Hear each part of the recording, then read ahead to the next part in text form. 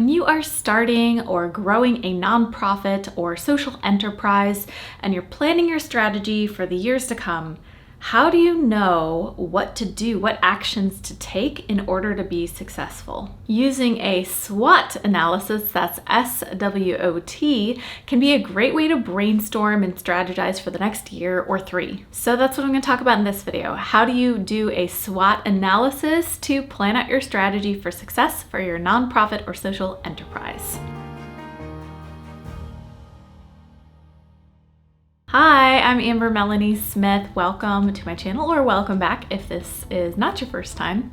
I'm a nonprofit founder and executive director, and I make these videos here on YouTube to help people who are out there trying to make an impact, whether that's through starting a nonprofit or fundraising for the causes that they care about, or doing service or leading in other ways. I hope that you find this video educational and helpful, and don't forget to give it a like and subscribe to my channel for more content like this. I also have a website, foundertofulltime.com, for folks who are looking to start a nonprofit and need a little guidance on how to get that up and running. I have some online trainings there on that, and also on some fundraising topics. Be sure to check those out. All right, so let's get into our topic. A SWOT analysis, that's SWOT, helps you think through your organization's strategy by helping you assess its strengths, weaknesses, opportunities, and threats. SWOT. So why do one? Well, because it's really hard to just sort of intuitively know what exactly to do next for your organization to help it grow and expand and be successful.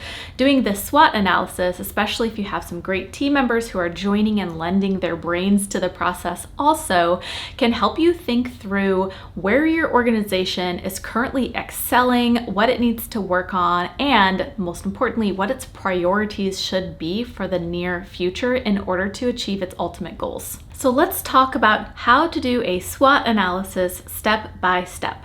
The first thing you need to do is prepare to have your SWOT analysis meeting. Here's what you need to gather to prepare. The first is obviously your people. You need to gather your key leaders for the organization. This could be your fellow founders, board members, key volunteers, staff, key staff, leadership staff, anyone who is going to know the history of the organization, its goals, and how it is progressing towards its goals in the past year or so. It's also really helpful to have people with a variety of expertise, because you want to be able to study the issues that your organization may be facing from a variety of angles and come up with a lot of creative solutions. And of course, that creativity is going to require a lot of cross-sector and cross-industry types of thinking. The second thing you want to gather to prepare before your SWOT analysis is your data or your metrics. So these are basically metrics about how your organization has been performing towards its goals so far. Any survey results from the people that you're serving, your stakeholders, any data about the number of people you're helping and how you're helping them, the effectiveness of the ways that you're helping them. You want to gather all of this in one place and make sure that your people who are participating in this process have access to it beforehand so they have time to take a look at it. Next, you're going to need to set a meeting time. A SWOT analysis can take a couple of hours, it could take a couple of days. It really depends how in-depth you and your team want to get into it. And of course, during your meeting time, creating a schedule that will allow you to take a couple of breaks here and there to give your brains some rest. You'll need a meeting space. You want to have an adequate space for all of the people that you are gathering to join in. Of course, you can do it virtually, though I personally prefer in person. I personally find that it's a lot easier to collaborate when you can all look at like the same whiteboard or screen together through this process, but you can certainly try it virtually and try this in different breakout rooms and stuff as needed. And then of course, your writing and collaboration tools.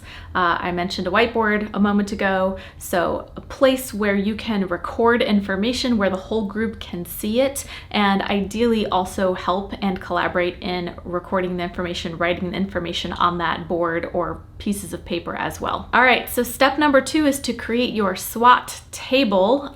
This is at the point where you're already got your meeting is scheduled, you're gathering all your people. Now you're just kind of setting the groundwork to have this discussion around your SWOT, your strengths, weaknesses, opportunities, and threats. And so a SWOT table is this grid that basically has a quadrant for each of those things: your strengths, your weaknesses, your opportunities, and your threats. If you're meeting in person, you could draw this grid on a whiteboard. You could have each of them separated onto a different giant piece of paper, or take up the whole whiteboard with just one of them at a time. It's really up to you. So now you're ready for your SWOT analysis gathering to begin and to engage your participants that you've gathered to brainstorm with you. For each of those 4 things, your strengths, weaknesses, opportunities, and threats, what your participants are basically going to do is take some designated amount of time to just let all of their thoughts out on paper or on your screen or on your whiteboard, whatever mechanism you're using. You're just going to ask them to write everything that comes to mind under that category. So under strengths, we're going to talk about what that includes next. So strengths, these are things that are internal to your organization. Basically, what are some of the things that your organization is doing really well right now? What is it excelling at? These are going to be important later because they are basically your advantages. You're going to be able to use these strengths to tackle the threats that we'll talk about later, or capitalize on those opportunities. So what are some examples of strengths to kind of help you think through this? Well, it could be that you have a very large audience on your social media pages. It could be that you have some really well-trained, very skilled, knowledgeable staff or leadership. That's definitely a strength. It could be a very clear mission that is very understandable and compelling to a lot of people. It could be that you have a personal connection to local leaders or even a celebrity who can give your cause a little extra credibility. It could be that you have a very effective, proven program with really strong data to back up its success. All of these could be strengths. So after your team has brainstormed and written down everything that they can think of under the strengths category, you're going to then move to the W, and that is weaknesses. Weaknesses, similar to strengths, are also things that are internal to your organization. These are the things that your organization is not excelling with, things that they're struggling with. These are shortcomings that may impact your ability to be successful. And everyone's got them, so don't worry. But this is important because knowing what your weaknesses are and being honest about them and discussing them will help you see what obstacles you might need to overcome in order to be more effective at achieving your goals. Some examples of typical nonprofit or organization weaknesses might include a very small budget. It might include a disengaged board of directors. It might be that your specific cause is very misunderstood or not really well known about in the public. Could be a lack of staff or enough volunteers. It could be any number of these things that are basically obstacles to achieving your ultimate goals. Once your participants have covered those 2 internal things, those strengths and those weaknesses, then we can move on to the opportunities and the threats. All right, let's get into opportunities. That's the O. Opportunities are external. These are things that are happening in the current moment in the outside world, in your community that you serve. It could be in your state, it could be in your country, it could be in the world. But basically, these are things that are going to impact your organization somehow, or they could, and they're things that you could take advantage of in order to further your goals. So thinking through a couple examples of opportunities. Let's say there's a new increased interest from the media or the general public in the particular issue that your organization is tackling. That's an opportunity. It could be that there's going to be a local vote in your city or county on some funding opportunities that would be applicable to your particular cause. It could be that there are new emerging opportunities for partnerships with organizations where partnerships weren't possible before. This is where where having a really diverse group of people can come into play, because people from different industries and sectors, they're going to be thinking about what opportunities might exist for your organization in different ways, and you really want to get a sense of all of them. Then we move on to threats, the T in SWOT. Similar to opportunities, threats are external things happening in your local community, the state, the nation, the world. It could be any number of things, but these are things that could logically impact your organization or its work negatively.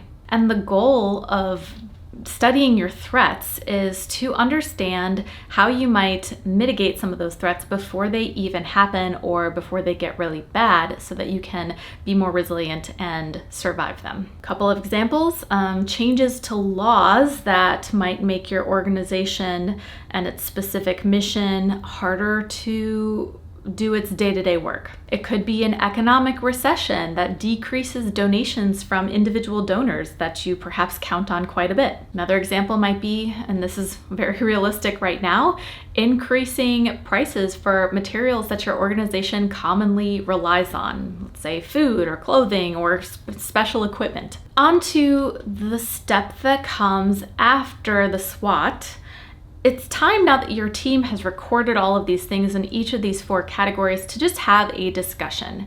You want to read through all of the items. You want to ask any clarifying questions that need to be asked about any of the items that people wrote down.